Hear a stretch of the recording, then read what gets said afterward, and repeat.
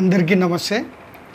ఇంతకుముందు వీడియోలో మనము కర్కట రేఖ గురించి జియోగ్రఫీ అంశంలో కర్కట రేఖకు సంబంధించినటువంటి అంశాలు మనం నేర్చుకున్నాము.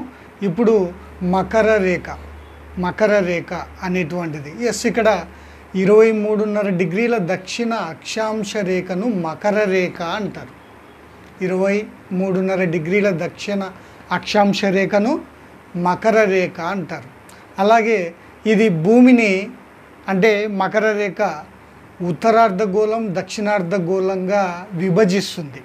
ఈ యొక్క భూమిని ఉత్తరార్ధగోళము దక్షిణార్ధగోళము అని విభజించే రేఖ ఏంటి అంటే మకర రేఖ అనేటువంటిది. అలాగే ఈ యొక్క మకర రేఖ అనేటువంటిది ఈ యొక్క ప్రపంచ పటంలో ఏ దేశాల గుండా వెళ్తుంది అనేటువంటి విషయం తీసుకుంటే ఇక్కడ మనకి ఆస్ట్రేలియా, ఆఫ్రికా, దక్షిణ అమెరికా ఖండాల గుండా ఈ యొక్క మకర రేఖ అనేటువంటిది ప్రయాణం చేస్తూ ఉంది. అలాగే మకర రేఖను ఇంగ్లీష్లో ఏమంటారు అంటే ట్రాఫిక్ ఆఫ్ క్యాప్రికార్న్ అని పిలుస్తారు. అదే కర్కట రేఖను అయితే ఈ యొక్క ట్రాఫిక్ ఆఫ్ క్యాన్సర్ అని పిలుస్తారు. మరి ఈ యొక్క మకర రేఖ మీద సూర్యకిరణాలు నిట్ట నిలువుగా పడే రోజు ఏది అని మనకు డిఎస్సిలో లేదా ఇతర కాంపిటేటివ్ ఎగ్జామ్లో ఈ యొక్క బిట్స్ అడుగుతూ ఉంటాడు. అప్పుడు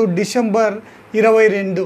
మరి కర్కట రేఖ మీద సూర్యకిరణాలు నిట్ట నిలువుగా పడే రోజు ఏంటంటే జూన్ 21. కాబట్టి ఈ విధంగా మకర రేఖకు సంబంధించినటువంటి అంశాలు అనేటువంటివి ఈ యొక్క వీడియోలో క్లుప్తంగా పోటీ పరీక్షల్లో మకర రేఖకు సంబంధించినటువంటి అంశాలు ఏమడుగుతాడు అనేటువంటివి మనము ఎక్స్ప్లెయిన్ చేసుకున్నాం. మరి ఈ యొక్క జియోగ్రఫీలో ఇంకా కొన్ని చిన్న చిన్న అంశాలు అంటే పోటీ పరీక్షలకు అడిగేటువంటి అంశాలు ఏ విధంగా అడుగుతాడు అనేటువంటివి నెక్స్ట్ వీడియోలో మనము నేర్చుకుందాం. థ్యాంక్ యూ, ధన్యవాదములు.